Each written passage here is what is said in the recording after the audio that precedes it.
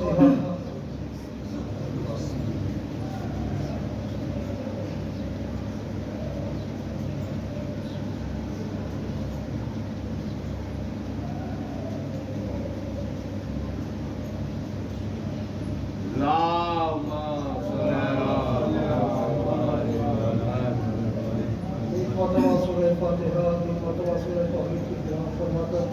خصوصاً ہدیہ کر گئی امام حسن عسکری علیہ السلام کی والدہ.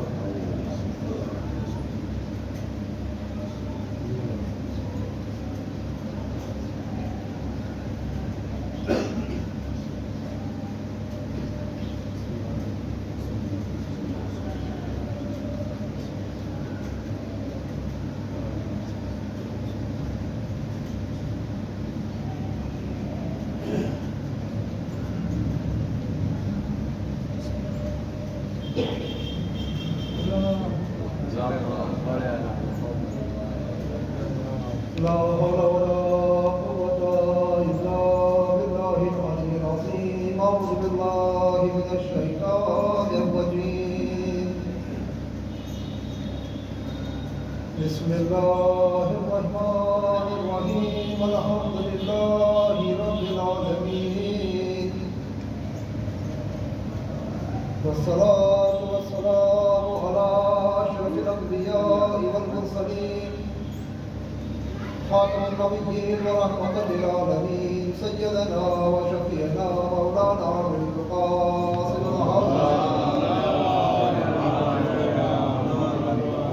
وآله الطيبين الطاهرين المعصومين المظلومين، ولعنة الله على أعدائهم أجمعين. أما بعد فقد قال رسول الله صلى الله عليه وآله وسلم: أنا مدينة العلم وعلي بابها.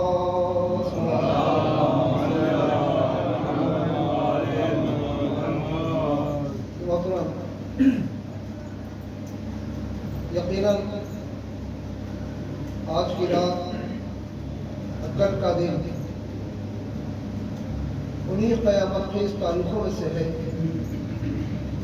جس میں کائنات غمگین ہے. اس رات کا تعلق تو اور بھی گہرا ہے ہم سے، کیونکہ معاملہ اس کے پدر بزرگوار کا ہے جس کے دور امامت میں ہم سانسیں لے رہے ہیں، جو ہمارے وقت کا امام ہے، ہمارے وقت کا حسین ہے، ہمارے وقت کا علی ہے، ہمارے وقت کا محمد ہے. معاملہ اس کی ذات سے، اور یقیناً تمام معصومین کا پرسہ قبول فرمانے والی ہستی جو معصوم ہے اس کا تو آپ ہی کی ذات ہے. یہ پیغمبر اکرم کی حدیث کہ انا مدینۃ العلم، میں شہر علم ہوں، وعلی بابھا، اور علی اس کا دروازہ. اور یقیناً جہاں آل محمد کا تذکرہ ہوگا وہاں علم کا تذکرہ ضرور ہوگا، کیونکہ جہاں آل محمد ہے وہیں علم ہے، جہاں علم ہے وہیں آل محمد ہے. خود مولا متقیان علیہ السلام ارشاد فرماتے ہیں: ہم حیات ہیں علم کے لیے اور ہم موت ہیں جہالت کے لیے. جب بات علم کی چلی ہے تو علم کی بھی قسمیں ہیں. کچھ علم وہ ہیں جو انسان کو نقصان پہنچاتے ہیں، اور کچھ علم وہ ہیں جو انسان کو نفع پہنچاتے ہیں. امام کی دعا میں بھی آیا ہوا علم نافع، اے اللہ تو ہمیں وہ علم عطا کر جو نفع بخشنے والا. بہت سارے علم ہیں جو نقصان پہنچاتے ہیں، اور کچھ علوم وہ ہیں جو انسان کو فائدہ پہنچاتے ہیں. جب معاملہ یہاں تک ہے پیغمبر نے کہا میں شہر علم ہوں، علی اس کا دروازہ، تو بغیر علی کے کوئی شہر علم تک پہنچ ہی نہیں سکتا. اس دروازے کے اوپر آنا ہوگا بلا کسی تمہید کے، کسی اختلاف کے. جس نے بھی دعویٰ علم کیا ہے یا اپنے آپ کو عالم کہا ہے یا لوگوں نے اس کو عالم کہا ہے، وہ چاہے اپنے آپ کو فلسفے کی دنیا میں پیش کرتا ہو یا عرفان کی دنیا میں پیش کرتا ہو، سب کا سلسلہ پہنچتا علی تک ہے. بغیر علی تک جائے نہ فلسفہ ملتا ہے نہ عرفان ملتا ہے. یعنی جسے کچھ حاصل کرنا ہے پہلے اسی در کے اوپر آنا ہوگا. اس کے لیے چھوٹی سی مثال آپ جو کچھ بزرگان صوفیہ ہمارے ملک کے اندر ہی پائے جاتے ہیں تو وہاں آپ کو دو قسم کے پتھر لگے ہوئے نظر آئیں گے جب آپ ان کی قبروں کی زیارت کریں گے. ایک پتھر تو ہوتا ہے اس کے اوپر ان کا شجرہ نسب لکھا ہوا ہوتا ہے, اس کے بیٹے, اس کے پوتے, اس کے پڑ پوتے تو یا تو سید ہوتے ہیں یا غیر سید ہوتے ہیں. اور ایک سلسلہ ہوتا ہے وہ کہ جہاں سے انہوں نے علم حاصل کیا ہے, فیض حاصل کیا ہے. اب اس میں بیچ میں کتنے بھی ہیں, سید آئے یا غیر سید آئے, معاملہ ختم ہوگا حضرت علی پر جا کر. یعنی ادھر سے آیا تو علی سے آیا, ادھر آیا تو علی سے آیا. بغیر علی کے انسان علم تک پہنچ ہی نہیں سکتا. اگر صوفی ہے تو علی تک جانا ہوگا, فلسفی ہے تو علی تک جانا ہوگا, عارف ہے تو علی تک جانا ہوگا. یعنی بغیر علی کے علم ملنا ناممکنات میں سے. اب علم کی بڑا قسمیں, ایک علم تو وہ ہے جس کا تعلق, ہمیں اس علم کی بات کرنا ہے کہ جو علم سود مند ہے, جو علم نافع ہے, نفع بخش ہے. ایک علم تو وہ ہے جس کا تعلق فقط ہمارے بدن سے, کچھ چیزیں جن کا تعلق بدن سے ہوتا ہے. ایک سوال پڑے شاید کچھ بات,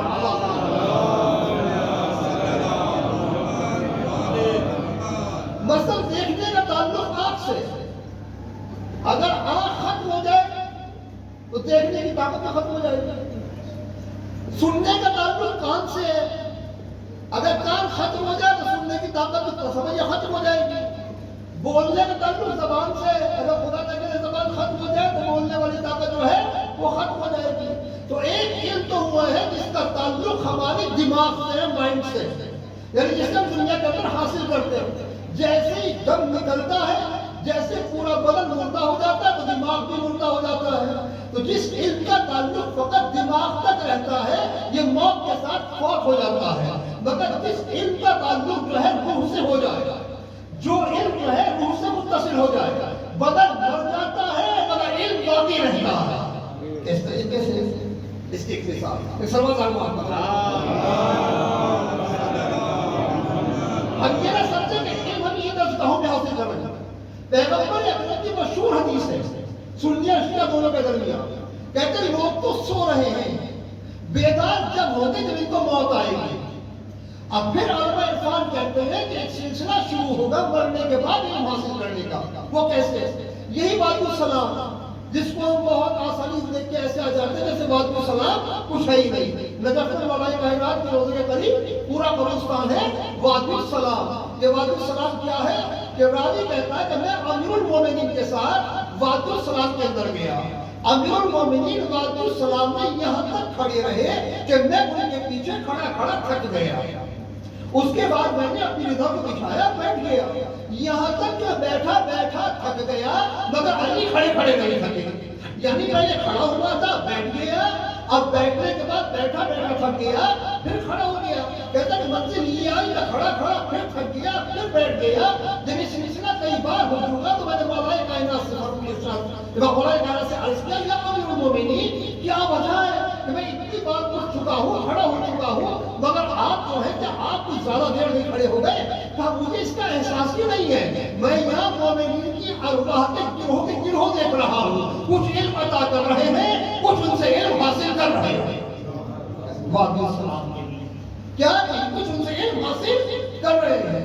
پھر آپ نے باقاعدہ وضاحت فرمائی, کہتے ہیں باقاعدہ کچھ دن کچھ ایام ایسے آتے ہیں کہ وادی السلام میں مومنین کی ارواح جمع ہوتی ہیں, اور جن کا علم کم ہوتا ہے انہیں وہ علم عطا کرتے ہیں جن کے پاس زیادہ علم ہوتا ہے.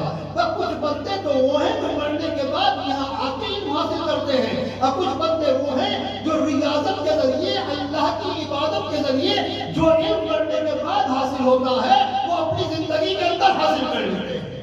یہ وہ علم ہے جو ہمیشہ ساتھ رہنے والا. یعنی جو بھی ہم کر رہے ہیں اس کا تعلق ہماری روح سے ہونا چاہیے. یہ جتنے ہمارے معاملات, نماز ہے, روزہ ہے, حج ہے, زکات ہے, عزاداری ہے, ماتم ہے, یہ شب بیداریاں ہیں, یہ کوئی تماشا یا کھیل نہیں ہے. یہ اللہ کی جانب ایک سفر ہے, اللہ کی جانب ایک پرواز ہے. مگر کیا پریشانی ہے, بار بار پرواز کرتے ہیں اور پھر گر جاتے ہیں, پرواز کرتے ہیں پھر گر جاتے ہیں. اس کا مطلب پروں کے اندر بھی طاقت نہیں ہے. ان پروں کے اندر طاقت پہنچانا ہے. وہ طاقت کہیں سے پہنچانا ہے. نماز کو پاورفل بنانا ہے، اپنے عمل کو جو پاورفل بنانا ہے. کیسے سلوات پڑھے تو پھر آگے بڑھتے ہیں. ایک لوہا آپ نے بچپن سے سنا ہوگا، رائج ہے ہمارے ہندوستان کا، جس کو کہتے ہیں الوداعی لوہا. الوداع یا حسین کو جس طرح کا لوہا ہوتا ہے اس میں امام حسین کو الوداع کہا جاتا ہے. یاد رکھیں اگر محبت حسین کا تعلق ہماری روح سے ہو جائے تو پھر حسین کو الوداع نہیں کہہ سکتے، کیونکہ حسین کو الوداع کہنا گویا ایسا دین کو الوداع کہہ دیا. جہاں حسین نہیں وہاں دین نہیں. یا کوئی بھی تاریخ ہماری یہاں ایسی نہیں آتی کہ غم حسین ہمارے دل سے جدا ہو جائے.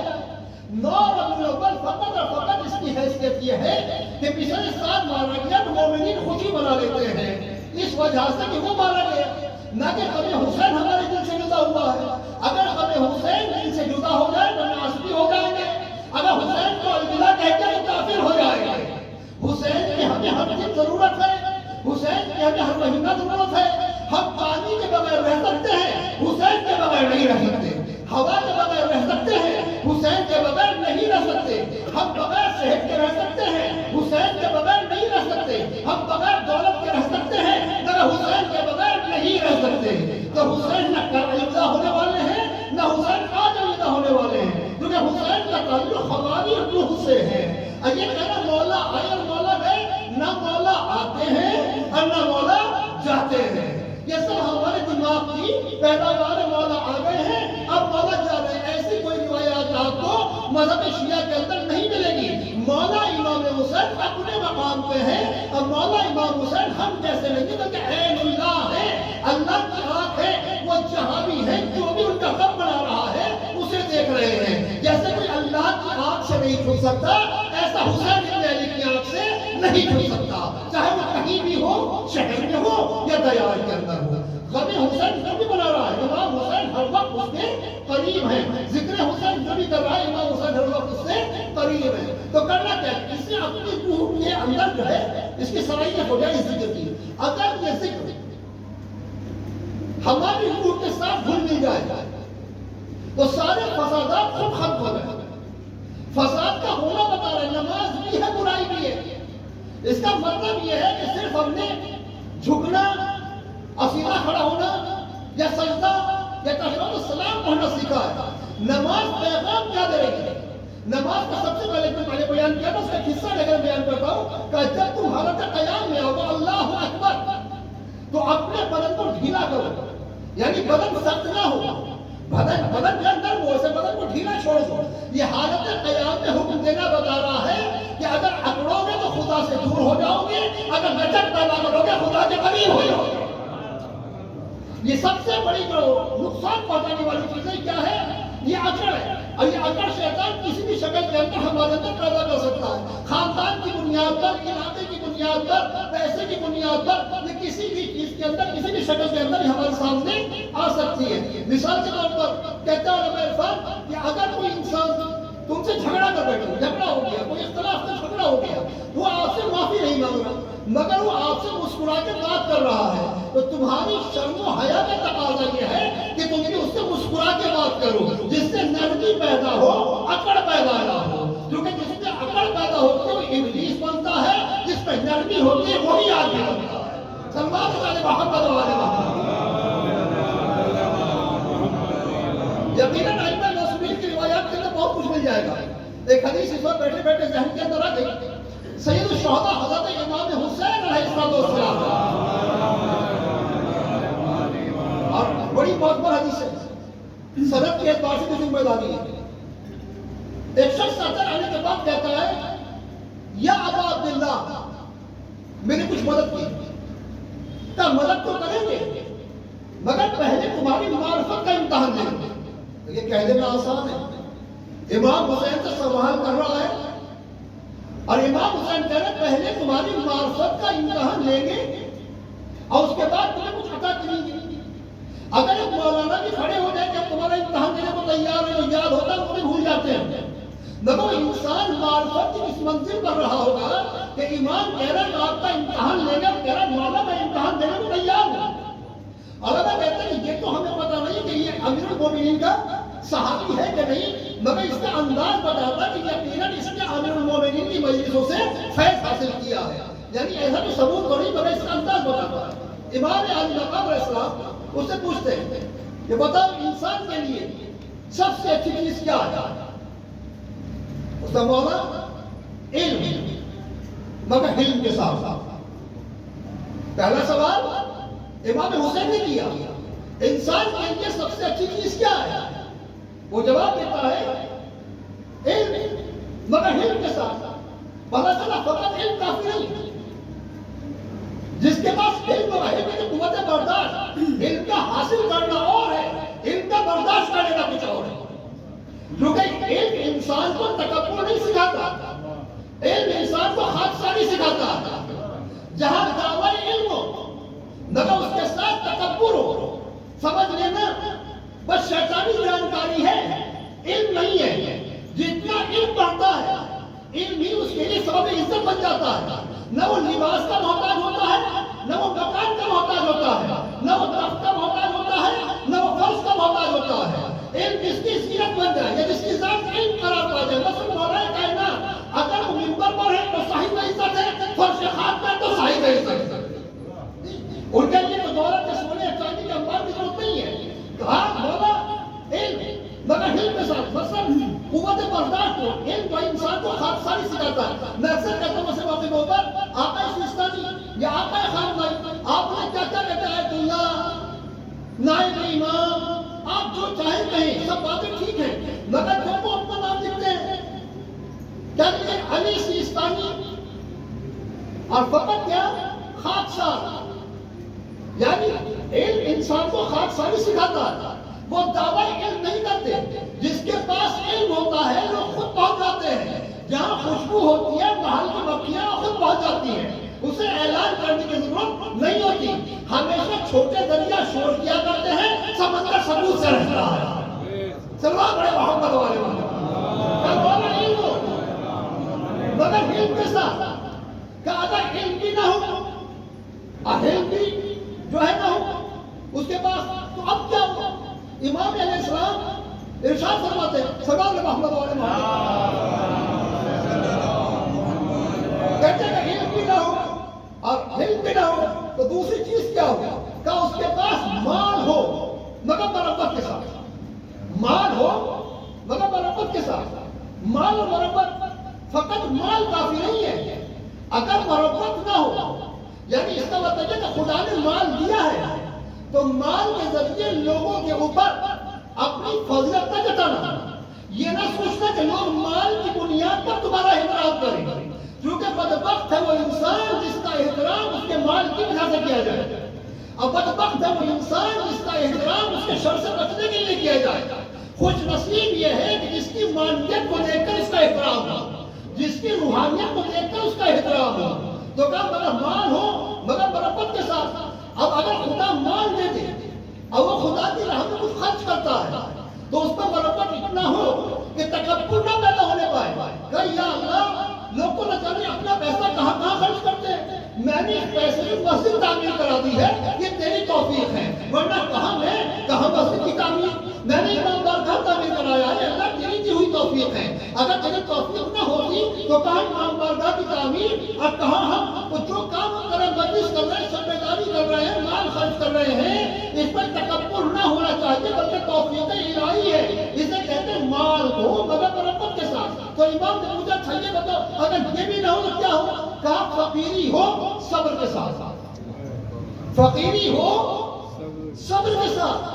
صبر کا مطلب اب ذرا صبر بچوں کو سمجھانے کے لیے، صبر اس کا نام ہے کہ راہ خدا میں جتنی مشقتوں کا سامنا کرنا پڑے انسان کے منہ سے ہائے وغیرہ نہ نکلے بلکہ خاموشی سے مسکراتا ہوا ان کو جھیل جائے.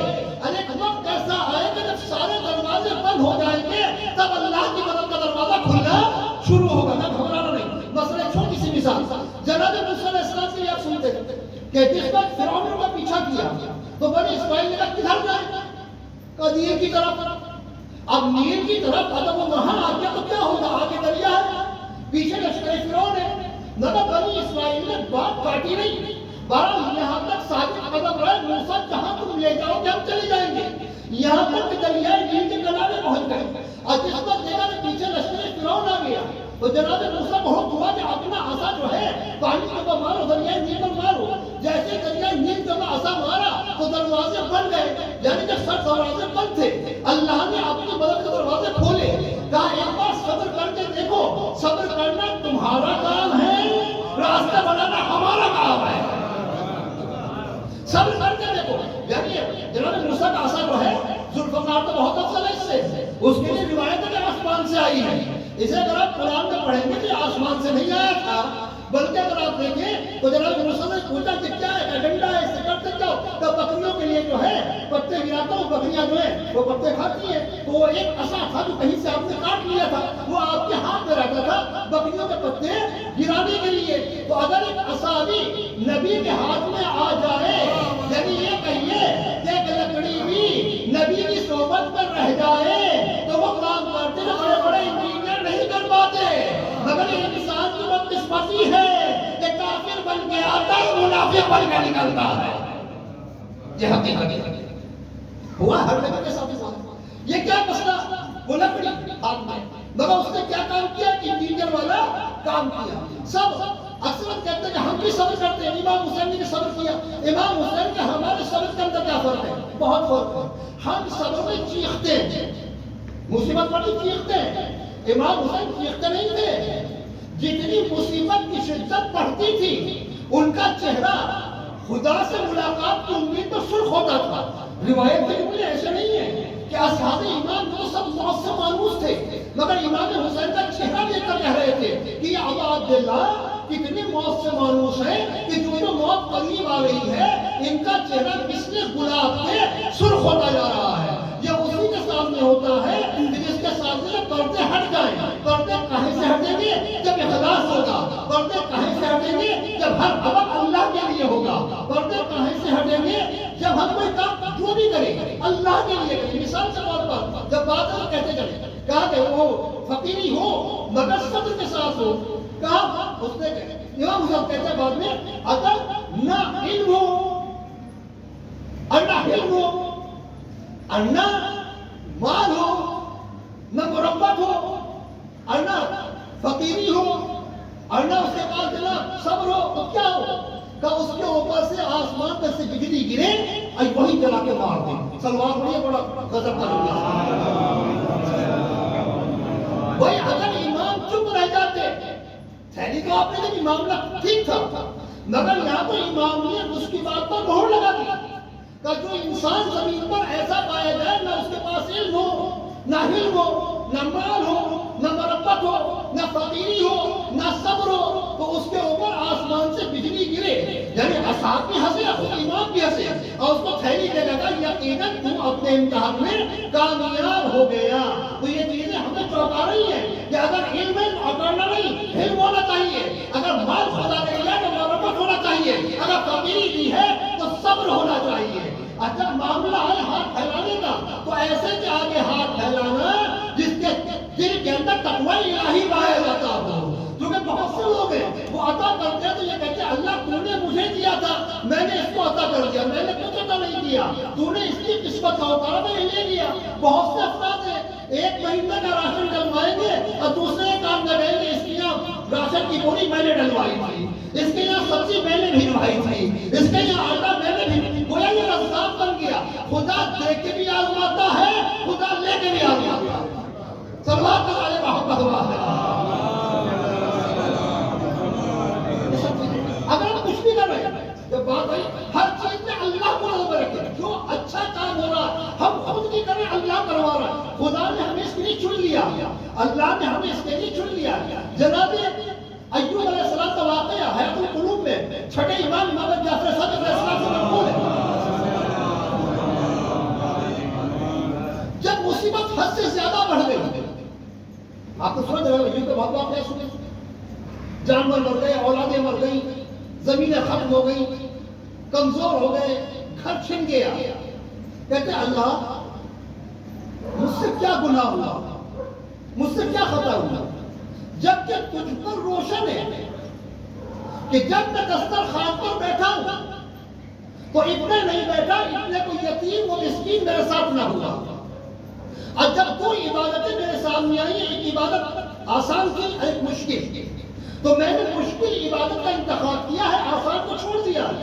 یہ بتا مجھ سے خطا کیا ہو گیا؟ آواز خدا ہے، اب تک تو خطا نہیں ہوئی کہ اب ترک اللہ ہو گئے، توبہ کرو، استغفار کرو۔ کب آنے والے آدھا فرما وہ کون سی خطا ہو گئی؟ کہا تم نے 2 حوالے دیے ہیں، ایک جب دسترخوان پر بیٹھتے تھے تو تمہارے ساتھ کوئی یتیم و مسکین ہوتا تھا، اب دوسرا حوالہ یہ دیا ہے کہ تمہارے پاس جب کوئی عبادتیں 2 عبادتیں آتی تھی، آسان اور ایک مشکل، تم مشکل کا انتخاب کرتے تھے، آسان کو چھوڑ دیتے تھے۔ تو اب سوال تم سے یہ ہے کہ یتیم کے لیے جو تمہارا دل نرم ہوا، آپ نے خود کیا یا ہم نے نرم کیا تھا؟ اور تمہارے دسترخوان میں جو مسکین تھا، یہ توفیق ہم نے دی تھی، خود تم نے حاصل کی تھی، تب پالنے والے سب تم نے حاصل کی تھی۔ کبھی میں کہاں سے آئی؟ جب یہ استغفار کیا، ابھی چشمہ جاری ہوا، پھر اس نے روزہ لگایا تو خدا نے صحت کیا کر دیا، تو کہیں بھی میں نہ آنے پائے۔ یہ سارے ائمہ معصومین اسی لیے آئے ہیں کہ میں کو مٹایا جائے، خدا کی رضا کو بندوں کے دل کے اندر داخل کیا جائے۔ ایک شیعہ کی پہچان یہ ہے کہ جو کرتا ہے اللہ کی رضا کے لیے کرتا ہے، اگر کسی سے لڑتا ہے تو اللہ کی رضا کے لیے، اگر کسی سے ملتا ہے تو اللہ کی رضا کے لیے، اور اگر کوئی عذر پیش کرتا ہے تو اس کے عذر کو قبول کر لیتا ہے۔ شیعہ وہ ہو ہی نہیں سکتا جس کے دل کے اندر میل پایا جاتا ہو، بلکہ خود امام جعفر صادق علیہ السلام فرماتے ہیں کہ اگر تمہارا کسی سے اختلاف ہے تو تمہارے لیے بہترین ہو، بددعا بہت نہیں ہے، بددعا بہت نہیں ہے۔ مثال کے طور پر اگر ہم کسی کو یہ کہتے ہیں خدا اس کو لے، اس کو نابود کر دے، اس کو غارت کر دے، نعوذ باللہ اس کو مصیبت توڑ دے، تو پیغمبر کی حدیث آئی ہے کہ مرتا تو انسان قضاء الہی سے ہے، جب اللہ چاہے گا جب مرے گا۔ مگر اگر تو کسی مومن کے لیے ایسا جملہ کہہ رہا ہے اور مرتا ہے قضاء الہی سے، تو یہ بددعا کرنے والا جو ہے قاتلوں کے ساتھ اٹھایا جائے گا، یعنی بددعا بہت نہیں ہے۔ تو کریں کیا؟ کہ اگر برا ہے تو استغفار کرو، اگر مر گیا ہے ایثار ثواب کرو۔ ایک شیعہ کی پہچان یہ کہ مومن کے لیے دعا کرتا ہے، اور یقیناً یہ ائمہ جو ہے معصومین علیہ السلام یہ فقط اس لیے نہیں آئے تھے کہ آپ ہمارے ہاتھ چومیں، یقیناً ان کے ہاتھ چومنے کا مقصد یہ تھا کہ خدا تک پہنچنا۔ ہر امام اللہ تک ایک راستہ ہے، ان کا ذکر اللہ تک ایک راستہ ہے، یہ عزاداری اللہ تک ایک راستہ ہے، یہ سینے کو پیٹنا اللہ تک ایک راستہ ہے، یہ علم کا بلند کرنا ایک اللہ تک جانے کا راستہ ہے۔ علم کیا ہے؟ اٹھائیں تو اس نیت سے اٹھائیں کہ قوم سے بے وفائی دور ہو جائے۔ ذریعہ امام حسین کو اٹھائیں کس نیت سے اٹھائیں کہ قوم کے اندر جذبہ قربانی پیدا ہو جائے۔ جناب لیکن کا ماتم کریں کس نیت سے کریں کہ اپنے والدین کا کبھی نافرمانی نہیں کریں گے۔ اگر ہر چیز جو ہے عمل کے ساتھ ہو جائے، سمجھ کے ساتھ ہو جائے اور روح کے ساتھ وابستہ ہو جائے تو مرنے کے بعد بھی فائدہ دے گی، ورنہ مرنے کے بعد ختم ہو جائے گی۔ مثال کے طور پہ ہم قبر میں مستحب آدمی کہتے ہیں اسماء افہم، وہی جب ہی تو سمجھے گا، یاد کرے گا جب زندگی میں کچھ یاد کیا ہو۔ یہ تو مستحب عمل ختم کر کے آ گئے ہیں، جسے زندگی میں ائمہ کے نام یاد نہ ہوئے، یہ مرنے کے بعد ائمہ کے نام کیا یاد کرے گا؟ ضرورت ہے کہ ان ناموں کو دہراتے رہیں، ضرورت ہے۔ مثال کے طور پہ ایک چیز سادہ سوال پڑھیے ذہن میں آ گئی،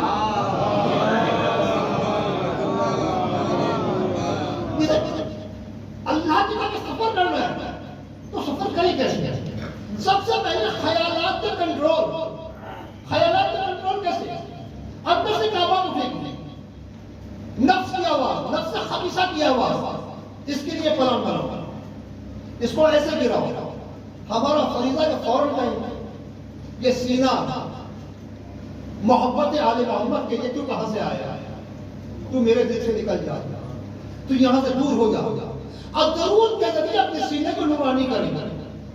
اب اس مومن کے لیے برا خیال آیا اس کے لیے استغفار کریں، اگر مر گیا ہے تو ایثار ثواب کریں، بلکہ اپنے دل اور اپنے دماغ کے اندر اتنی اچھی اچھی چیزیں لائیں کیونکہ جہاں بار بار آپ اگربتی چھلکائیں گے تو بدبو رہے گی، ایک وقت آئے گا کہ بدبو نکل جائے گی۔ تو علماء کہتے ہیں سب سے بہترین طریقہ کار یہ ہے کہ جب درود پڑھو تو یہ درود فقط پڑھنا نہیں، اللہم صلی علی محمد وآل محمد کہاں نکل گئے نہیں، اسے اس وقت طریقے سے پڑھیں۔ علماء عرفان اس کے لیے طریقے سے پڑھیں، کہتے ہیں اللہم، تو اللہ کو ذہن میں لائیں۔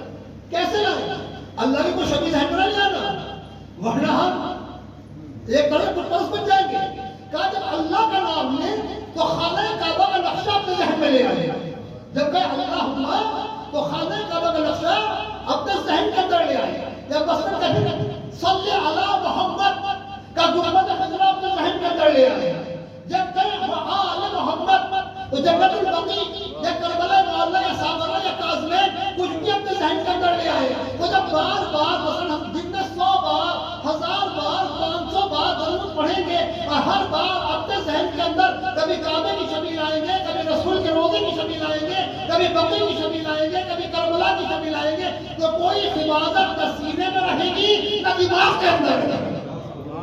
سلام ہے محمد یہ ساری عبادت صرف خیالی بلا وہ یہ کر رہا ہے وہ یہ کر رہا ہے کر رہا۔ اچھا اگر وہ کر بھی رہا تو کرنے دیجیے، عزت و ذلت اللہ کے ہاتھ ہے، عزت و ذلت اللہ کے ہاتھ ہے، تو آپ اس کے لیے دعائیں خیر کرتے خدا اس کو ہدایت دے۔ ایک حدیث میں آیا ہے اس کو ہدایت ملے کہ نہ ملے، دعا کرنے والے کو ہدایت مل جائے گا، کہ دعا کرنے والے کو ہے وہ ہدایت مل جائے گی۔ یقیناً اگر آپ دیکھیں کہ وہ آئے ہیں ان کو حیات دینے کے لیے، آج کس امام کے لیے ہم نے یہ فرض بچھایا، امام حسن عسکری علیہ السلام 28 سال کی عمر ہوئی، 6 سال ان کا عرصہ امامت ہے، اور 6 سال میں بھی اتنی سختیاں ہیں۔ انہیں عسکری کیوں کہتے ہیں؟ امام علی نبی اور امام حسن عسکری صاحب کو عسکری کیوں کہتے ہیں؟ بھائی نام حسن لقب صاحب میں عسکری، امام علی نبی کے ساتھ عسکری لگتا ہے، کس نے لگتا ہے؟ عسکر کہتے ہیں لشکر گاہ کو جہاں آرمی رہتی ہے کسی ملک کی، یا سامرا جو ہے یہ سرحدی علاقہ تھا، یہاں ملک کی فوجی چھاونی تھی۔ امام علی نبی علیہ السلام اور امام حسن عسکری علیہ السلام کو اس لیے رکھا گیا تھا ہر وقت فوج کی نظر میں رہے، لوگ ان سے ملنے نہ پائیں، لوگ ان کے قریب نہ آنے پائیں۔ یاد رکھیں کہ لوگ کہتے ہیں العجل یا امام، العجل یا امام، ہم ایک بار نہیں 11 بار آزمائے جا چکے ہیں، یہ حقیقت 11 بار آزمائے جا چکے ہیں، یہ ایسی حجت خدا ہے جیسے اور 11 امام بکر علیہ السلام، امام علی علیہ السلام سے لے کر امام حسن عسکری علیہ السلام تک دعوی شریعت کرنے والے تو بہت تھے، مگر اماموں کو قید میں رکھا گیا تو کوئی ایسے لشکر نہ مل سکا جو باطل سے ٹکرا کے امام کو آزاد کرا دے، ایسا کوئی لشکر نہیں۔ امام موسیٰ کاظم کی پوری حیات زندان میں گزر گئی، امام علی علیہ السلام صحابہ میں پوری حیات گزر گئی، امام حسن عسکری علیہ السلام یہ دفن کہاں ہے؟ یہ کوئی الگ سے قبرستان نہیں، یہ انہی کا گھر تھا، اسی گھر کے اندر دفن کر دیا جاتا تھا امام کو۔ یہ کئی قبریں ہیں، امام علی نبی، امام حسن جان خاتون، جناب ملکہ خاتون، یہ کئی افراد ہیں جو ایک ہی صدی کے اندر دفن ہیں۔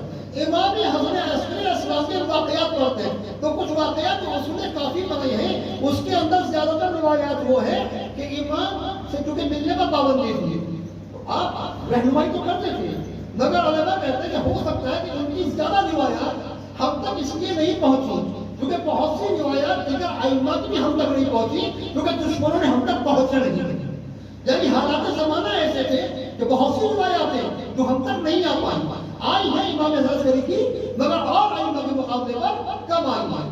زیادہ تر روایات ایسی ملتی ہیں کہ جہاں کسی کے دل میں کچھ تھا اور اس کو امام سے بتایا گیا اور امام نے کوئی عمل کر کے دکھایا، مثلا راوی خود کہتا ہے کہ وہ امام علیہ السلام کے پاس گیا، اپنے گھوڑے پر سوار ہوا، اس گھوڑے کو میں نے بہت زیادہ قیمت دے کے خریدا تھا اور وہ گھوڑا اتنا اچھا تھا میں لوگوں کے مجلس میں بیٹھ کر اس کی تعریفیں کرتا تھا۔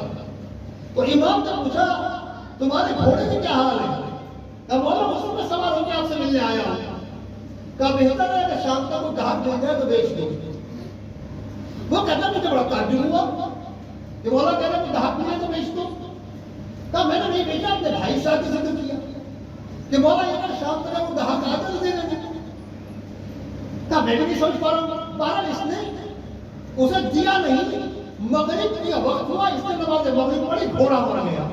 اب اس کو احساس ہوا کہ امام علیہ السلام کی نظر میں تھا کہ یہ گھوڑا رات پکڑنے والا نہیں ہے، کتنے قدر اس گھوڑا کیوں نہ ہوگا۔ اب وہ نفس بچ پائی یا اس کا مقدر ہے. یا مثال کے طور پر امام حضرت سے ایک واقعہ اور ملتا ہے کہ ایک شخص آتا ہے اور کہتا مولا، یہ بھی مدینہ کا رہنے والا صبر نہ پہنچا کہ مولا میرے سامنے ایک بار قلم سے کوئی فقرہ لکھ دے جس میں آپ کا خط جب میرے سامنے پہنچے تو میں آپ کی تحریر کو پہچانتا. آپ نے کہا گفتگو اور انداز بیان سے پہچاننا، کیونکہ خط کبھی موٹا ہو جاتا ہے کبھی باریک ہو جاتا ہے. یہ قلم کا معاملہ ہے، اگر قلم باریک ہے تو خط باریک ہوگا، قلم موٹا ہے تو جو خط ہے تحریر ہوگا وہ موٹا ہوگا. لا میں تمہاری لکھے دیتا ہوں. اس کے ذہن میں یہ بات پیدا ہوئی کہ امام جو خط لکھ رہے ہیں یعنی جب فقرہ لکھ رہے ہیں، یہ قلم کتنا معتبر ہے کہ امام کے ہاتھ میں ہے. کاش یہ قلم تمہیں تبرکن دے دے، میں جہاں چلاؤں گا اس کی برکت سے ان کے اندر اضافہ ہوگا. کہہ رہا میرے دل میں یہ خیال آ رہا ہے. امام نے کچھ لکھا، اس کے بعد کپڑے سے روشنائی کو صاف کیا اور کہتے ہیں یہ اپنے پاس رکھ لو، تمہیں اس قلم سے بڑی محبت ہے. کہا میں نے بیان نہیں کیا مگر امام علیہ السلام کا قلم مجھے عطا کر دیا. یا ایک اور روایت کے اندر امام حضرت صاحب کے حالات میں ملتا ہے کہ ایک شخص امام علیہ السلام کے پاس گھوڑے پر سوار ہو کر آیا اور اس نے جس خیمے میں آپ تھے اپنے گھوڑے کو اس خیمے کی طرف میں الجھا دیا. تھوڑی دیر میں گھوڑا جو ہے وہ بگڑنا شروع ہوا، اس نے آوازیں نکالنا شروع کی. امام نے حضرت سے پوچھا مولا پتہ نہیں کیا معاملہ ہے، یہ گھوڑا صحیح سلامت آیا تھا مگر آپ کے خیمے کے باہر آنے کے بعد اب تڑپ رہا بے چین ہو رہا ہے. کہا اللہ نے جانوروں کو بھی آل محمد کی معرفت عطا کی ہے. کوئی چیز ایسی نہیں جو ہمارا احترام نہ کرتی ہو. تم معاملہ نہیں سمجھا کیا ہے؟ میں نہیں سمجھا کہ اس میں پیشاب کی حاجت ہے. یہ ہمارے احترام کے اندر وہ عمل انجام نہیں دینا چاہتا. تو اس کو کھول دے انشاءاللہ پلٹ آئے گا. کہتا میں نے کھولا، وہ کچھ دور گیا، پیشاب سے فارغ ہوا، اب پھر وہاں آ کر کھڑا ہو گیا. جبکہ آپ دیکھا بھائی یہاں جملہ دینا چاہتا ہوں، یہ سلمان کا آنے محمد ہوا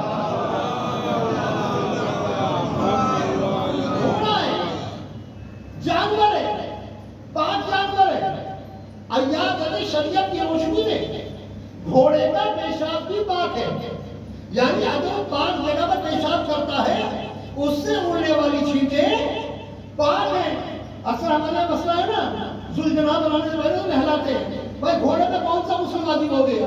جی گھوڑا تو پاک ہے، تمام علماء کے نزدیک پاک ہے. اگر اس کو نجاست بھی لگ جائے اس کا اثر خود بخود ختم ہو جائے تو گھوڑا جو ہے وہ پاک ہو جاتا ہے. آپ گھوڑے کے غسل کی فکر نہ کریں، اپنے غسل کی فکر کریں. غسل ہمارے اوپر واجب ہے، گھوڑے کے اوپر واجب نہیں ہے. تو اگر گھوڑے کے پیشاب کی چھینٹیں بھی ہمارے اوپر پڑ جائیں تو چھینٹیں پاک ہے. مگر اس جانور کو اتنا احساس تھا کہ ایمان کا احترام، کہ میں یہاں پہ کام نہیں کروں گا، دور جا کر کروں گا. جب تک اس سے خارج ہو رہا تھا وہ پاک تھا. تو اے انسان تو بتا تو کس طرح ایمان کے قریب جائے گا جب غذا بھی نجس ہے، نظر بھی نجس ہے، خیال بھی نجس ہے، فکر بھی نجس ہے. اگر ایمان کی قربت چاہتا ہے تو نظریں بھی پاک کرنی ہوگی، کانوں کو بھی پاک کرنا ہوگا، زبان کو بھی پاک کرنا ہوگا. اب کوئی مشکل نہیں ہے، بس ایک بار دل سے جیسے میں نے کہا ایسے درود پڑھے خدا کی رضا کے لیے، انشاءاللہ دل بھی صاف ہو جائے گا، سینہ بھی صاف ہو جائے گا. یقیناً میں نے ایسی میرے پاس روایت ہے مولا متقیان حضرت علی اپنے مولا بڑے بڑے گناہ کرتے، بہت سے گناہوں کا تو کفارہ بھی ہے. مگر گناہ جان بوجھ کر چھوڑ دیا کفارہ ہے. جی انسان نے جھوٹی قسم کھا لی کفارہ ہے، قسم کھا کے توڑ دی کفارہ ہے، عہد کیا توڑ دیا کفارہ ہے. کہا یہ گناہ ہو گئے تو مولا کروں کیا؟ نہ غلام آزاد کرانے کے پیسے، نہ 60 روزے رکھنے کی طاقت ہے، اور یہ بتائیے نہ میرے پاس اتنا پیسہ کہ مسکینوں کو کھانا کھلاؤں، تو کیا کروں؟ تو ارشاد فرمایا کہ اتنے مجبور ہو تو میں کوئی عمل درود سے بڑھ کے نہیں پاتا کہ محمد و آل محمد کا درود پڑھے اور اس کے گناہوں کا کفارہ ہو جائے گا. جتنا درود پڑھتا رہے گا گناہوں کا کفارہ ہوتا رہے گا.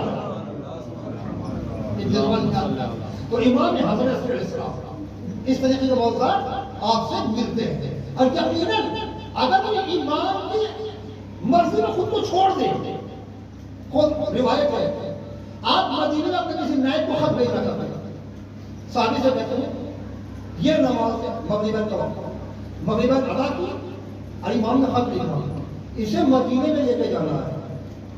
اب فجر میں آ کے مجھے بتانا ہے کیا بات ہوئی. انہوں نے جواب کیا دیا. اب کہاں مدینہ کہاں صحابہ.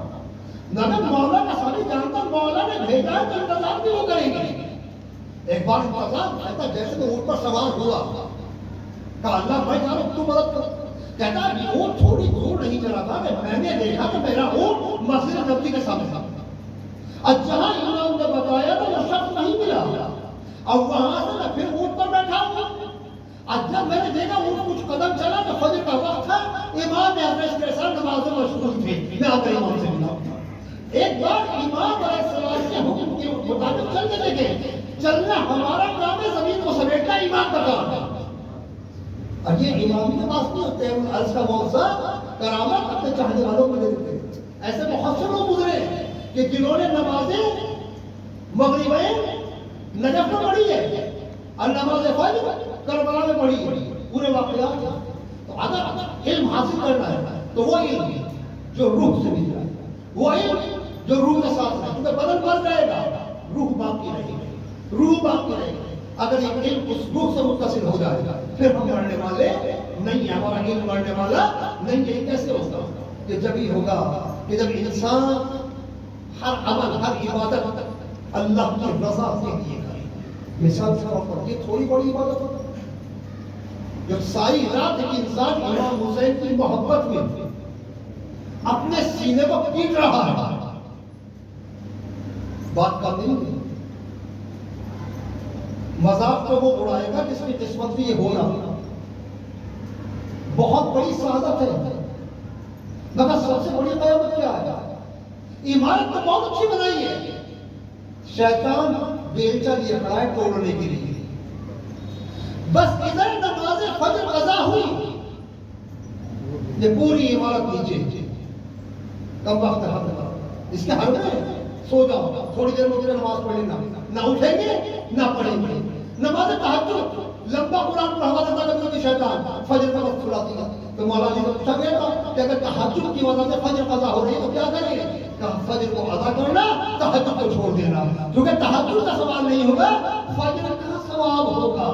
اور یقیناً شب بیداری بہت اچھی چیز ہے, مگر اگر نماز فجر کے ساتھ ہو. جیسے شب بیداری میں بھیڑ ہے, امام بڑی بھیڑ ہے, یہی بھیڑ مسجد کے اندر بھی دکھائی دے تو یہ بہترین عبادت تھی. ورنہ عبادت ہوتی تو کیا کرے, برباد ہو گئی. اور اتنی لوہے اس لیے تھے کہ جناب زہرا سن رہی ہے تو بہترین عبادت تھی. تو خدا نہ کرے شیطان نے بھی ذہن پہ یہ بٹھا دیا ہے اس حلقے سے ہم آگے نکل جائیں, اس حلقے سے ہم آگے نکل جائیں, تو یہ عبادت جو ہے وہ برباد ہو جائے گی. دکھاوا نہ نماز چھوڑتا ہے, نہ لوہا چھوڑتا ہے, نہ مرثیہ چھوڑتا ہے. اسی لیے امام کا پیغام یہ جو کرنا اللہ کی رضا کے لیے کرنا.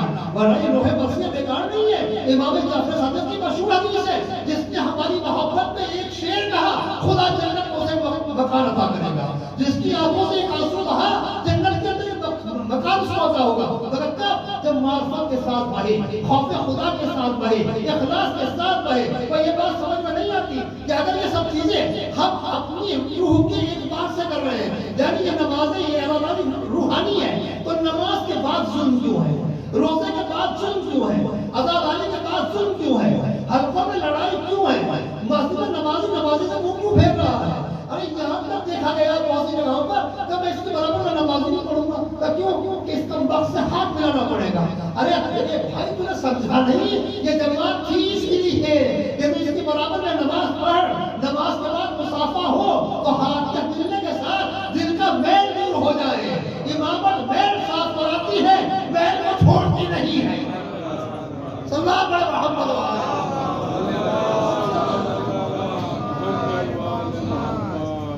بہت موقع دیتا ہوتا, بہت موقع دیتا. بس زیادہ گنجائش نہیں, ایکسرسائز ان شاء اللہ کا مسئلہ. آپ نے دیکھا کتنے موقع دیے جاتے ہیں جب اس کے نیک بندے اتنا سوچتے ہیں تو خدا کتنا خیال رکھے گا. یہ وسیم رضوی والا کیس ہوا.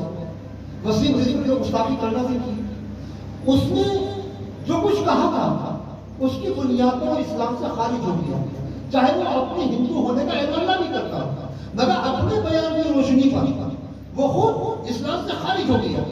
مگر تمام علماء مل کر ایران سے کفر کا فتویٰ نہیں ہے. सब भी मिलकर ईरान से कुफ्र का फतवा नहीं ले सके। क्यों नहीं, जबकि मामला सामने है।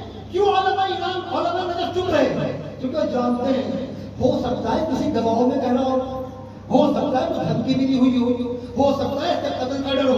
इतनी चीजों का मामला रखा जाता है। तो यही हमारा भी तरीका होना चाहिए कि जैसे कि अगर वो आज तौबा कर ले, मिसाल के तौर पर एक फोन हमारे पास आया तो मौलाना हम घंघेरू से बोल रहे हैं, कहिए हमारा ताल्लुक सुन्नी सादात से है, ठीक बताइए। दादा नासिर बिजली पलट आए तो क्या उसका इस्लाम कबूल है?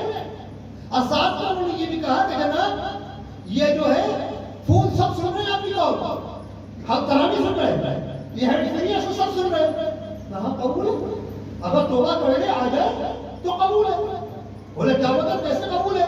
और वसीम रिजवी को बाद में ढूंढा, बोले अपने घर की तलाशी लो कि घर में क्या है भाई ये बताइए। ये खलीफा अव्वल के एक बहनोई है अशअस, ये मुर्तद हो गए थे। और जब मुर्तद हो गए तो पकड़ के लाए गए। तो खलीफा अव्वल ने कहा कहो क्या ख्याल है? बोले जनाब मैं तौबा करता हूँ, मुसलमान हो रहा हूँ। कहा मैं अपनी बहन की शादी आपसे करता हूँ। तो मुर्तद मुसलमान भी हो गया और खलीफा साहब का बहनोई भी हो गया। तो जब मुर्तद खलीफा का बहनोई हो सकता है तो दोबारा मुसलमान क्यों नहीं हो सकता? इधर की तलाशी डालो, तलाशी उधर की में लेके जाती है। तो इस्लाम का बहुत मौके, अब तौबा कर ले खुदा माफ कर देगा, अब तौबा कर ले खुदा माफ कर देगा। तौबा का दरवाजा खुला हुआ है। इसीलिए मैंने उसे भी कहा था अल्लाह के नजदीक सब रातें एक सी हैं, सब दिन एक से हैं। शब जुमा को खसूसियत दे दी, अगर तुम और दिनों में नहीं आया शब जुमा में आ जा, हम माफ करने को तैयार हैं। अगर 11 महीने नहीं आया तो माह रमजान में तौबा कर ले, हम माफ करने को तैयार हैं। अगर किसी रात नहीं आया तो हमने एक रात को शब कद्र करार दे दिया है, इस शब कद्र में आ जा, हम माफ करने को तैयार हैं। अल्लाह यानी एक शेर के खिलाफ में पढ़ दो, माफ करने को तैयार। एक सजदा खुलूस के साथ कर दो, माफ करने को तैयार। हम हैं एक दूसरे को मिटाने के चक्कर में लगे हुए हैं कि मौका मिल जाए तो इसके पिसाब रट दे, इसे तबाह कर दे, इसे रुसवा कर दे। याद रखें अगर हम किसी एक की ताक में हैं तो अल्लाह हमारी ताक के अंदर है। हम किसी का एक ऐब जानते हैं, अल्लाह हमारे सारे ऐब जानता है। तो इन बुराइयों को, इस मैल को अपने दिल से दूर करना होगा और उस इल्म को हासिल करना होगा जिसका ताल्लुक हमारी रूह से हो। उस नमाज को पढ़ना होगा जिसका ताल्लुक हमारी रूह से हो। वो मातम करना होगा जिसका ताल्लुक हमारी रूह से हो। वो अलम उठाना होगा जिसका ताल्लुक हमारी रूह से हो। अगर रूह से नहीं है सब बेकार है। जैसे रूह से ताल्लुक हो गया तो इंशाअल्लाह सब हिस्सा लाएंगे। ये फर्श अज़ा खुदा जानता कोई रस्म नहीं है, न वो हमारे जिक्र के मोहताज हैं। उनका जिक्र करने को अल्लाह बहुत है, मलाइका बहुत है, उनका तस्करा अल्लाह अकबर। अगर उनका तस्करा हम दिल की जबान से करेंगे ना तो किसी को रुसवा नहीं करेंगे, किसी को इज्जत नहीं करेंगे, किसी को रंगो नस्लो इलाके की बुनियाद पर ठोकर नहीं मारेंगे। महज़ पैगाम ही है कि जो खुदा की इताअत कर ले, किसी रंग को नस्ल का, जो रसूल को रसूल मान ले, वो भाई है, उसे सीने से लगा ले, वो भाई है। सलमान गैर नस्ल है मगर सलमान मोहम्मदी बन जाएगा, मगर दिल से आया। अजीजों ये इतनी कुर्बानियां 11 बार आजमाए गए, 12वें को पुकारने पहले इस काबिल बने। ज़हूर का मतलब ये नहीं है, गैबत का मतलब हाथ पे हाथ रख के बैठ गए। उस आने वाले के लिए कुछ तो तैयारी है। तैयारी क्या की है? वो तो खुद आने के लिए बेचैन है। खुद फरमाते हैं जैसे तुम तड़पते हो हम भी तड़पते हैं, जैसे तुम दुआ करते हो हम भी दुआ करते हैं। वो हालात तो क्या हुए कितनी बार आजमाए गए। उसी का तो वही की मसाइल है कि आपसे कहा जा रहा नजफ से करबला पैदल आओ, क्यों कहा जा रहा है? तब गाड़ियां हैं। हुसैन पैदल बुला के नहीं कह रहे कि देखो तुम्हारे दौर का हुसैन मौजूद है, जब वो आवाज दे तो ऐसे चल देना, ये ना देखना गाड़ी है क्या नहीं है, रास्ते में आराम है क्या नहीं है। निकलना तुम्हारा काम है, इंतजाम करना उसका काम है। कोई इंतजाम करना देखो कितना मजबूत चला जाएगा, पैदल दौड़ा चला जाएगा। اب خدا کھانا بھی دے رہا ہے، پانی بھی دے رہا ہے، مگر کہیں فقط چلنا نہ رہ جائے، اس چلنے میں کچھ لینا ہے کہ جب وقت حسین آئے تو سدائے حلمی مدد نہ کرنا پڑے کہ آؤ میری نصرت کرو، اور کوئی مدد کرنے والا نہ ہو تو ہمیں مدد کے لیے بھی تیار رہنا چاہیے۔ یہ مشق جو ہے جو نجف سے کربلا تک کرائی جا رہی ہے، یہ مشق یہی ہے کہ جب وقت حسین آئے تو چاہے اولاد قربان کرنا پڑے، چاہے وطن چھوڑنا پڑے، چاہے پیسہ خرچ کرنا پڑے، سب کچھ قربان کر دیں گے مولا، مگر آپ سے غداری نہیں کریں گے۔ امام اعظم عسکری جن کو زہر دفع سے شہید کیا گیا، لگے اور معاملہ کسی بھی امام کی شہادت ہوئی ہے تو ماتم امام کے گھر میں حسینی کا ہوا، زہر دیا گیا، رات گزری، صبح آئی، قائم کا کوئی وارث ہی نہیں، جنازہ لا کے رکھا گیا، جعفر کذاب آگے بڑھا، اب بڑھنے کے بعد چاہتا ہے کہ نماز جنازہ پڑھائے، دیکھا کہ چھوٹا سا بچہ گیسو دراز باہر نکلا، آنے کے بعد دامن کو پکڑا، کہا چچا اس کے حقدار تو آپ سے زیادہ ہے، باپ کی نماز جنازہ خود ادا کرا۔ مگر عزیزوں، باپ کا قصوروار، دادا کا قصوروار، پردادا کا قصوروار، تمام انبیاء مرسلین کا قصوروار۔ میں کہوں گا مولا کم سے کم اس گھر میں تخت تو کر دیا گیا، مگر جیسا وقت کا امام حسین پر روتے ایسا کسی پر نہیں روتے۔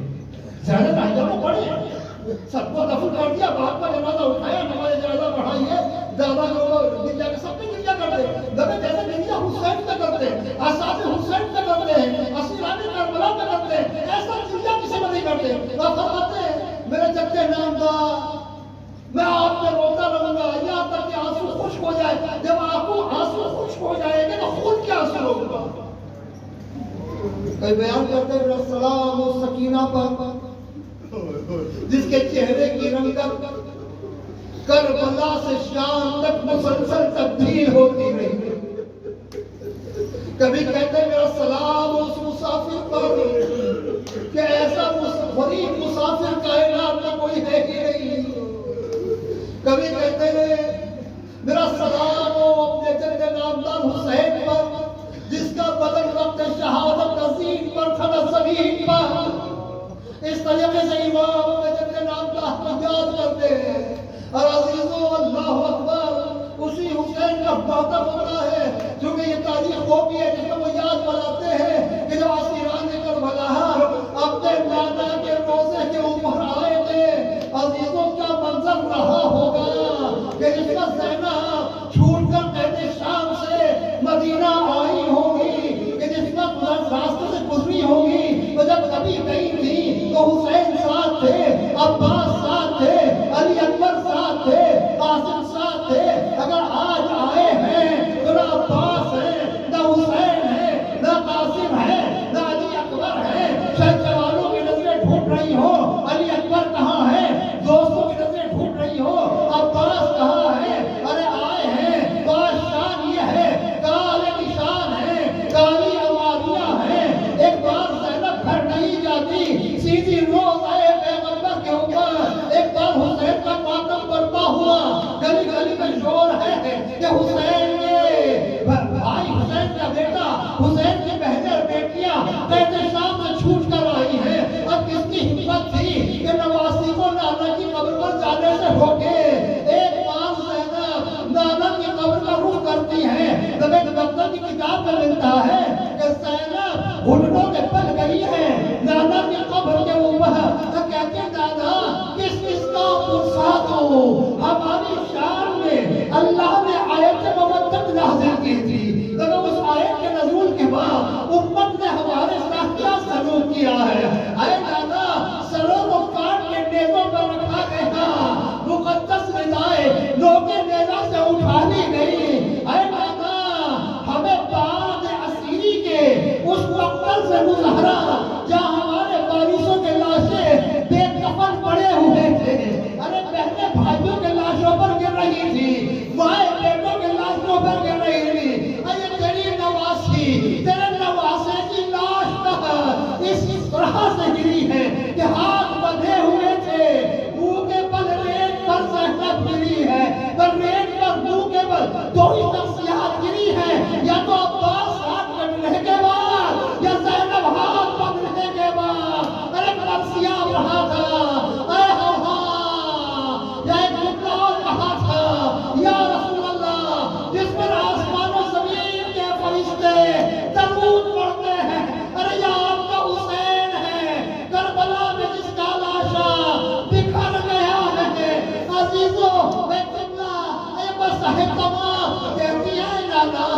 اگر یہاں محرم نہ ہوتے تو ایک نوازی قبر کھول کر دکھاتے اپنی رسالت کیسے ادا کیا گیا ہے، کتنی بار بھائی کا نام لیا ہے، درہ قبر کے اوپر پڑا ہے، وہ قول شاعر ستیہ ہوئی پڑھا تھا، زینب کے تازیانہ اٹھتا ہے شور بانا، ابھی گلی گلی سے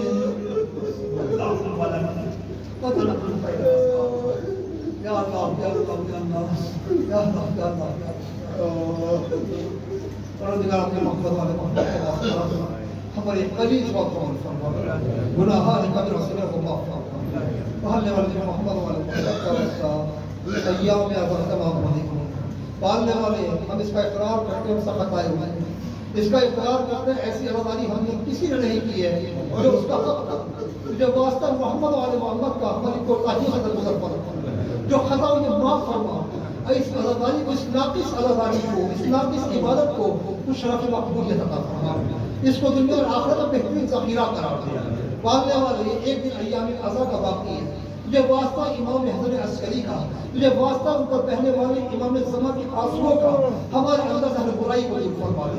پالنے والے تیری مدد کے بغیر ہم نہیں چھوڑ سکتے، پالنے والے جیسے قدم قدم پر تُو نے مدد کی ہے، گناہوں کو چھوڑنے والی مدد فرما، پالنے والے ہمارے سینوں کو نورانی فرما، پالنے والے ہماری محمود پر رحمت نازل فرما، پالنے والے تیرے محمد و آل محمد کا واسطہ اس ذکر کو ہمارے لیے بہترین ذخیرہ قرار دے، پالنے والے تیرے محمد و آل محمد کا واسطہ ہماری عزاداری، ہمارا عمل اس قابل قرار دیا جائے کہ وقت کا امام کہتے کہ ہمیں نہ کیا۔